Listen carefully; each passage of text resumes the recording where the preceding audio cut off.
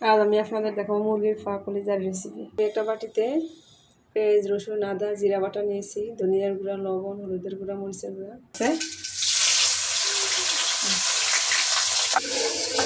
এগুলো ভালো করে কষিয়ে নিয়ে তারপরে টমেটো দিতে দিই। চ্যানেল খুলছি, তোমরা সবাই দয়া করে লাইক দেবেন, কমেন্টে জানাবেন আমার ভিডিওটি, সাবস্ক্রাইব করবেন, বেশি বেশি শেয়ার করবেন। আপনাদের ভালোবাসাই আমার কামনা।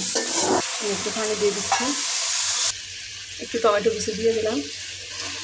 মশলা কষানো হয়ে গেছে, এখন আমি দিয়ে দেবো মুরগির পা কলিজা, একটা আলু দিয়ে এখন পানি দিয়ে দিলাম।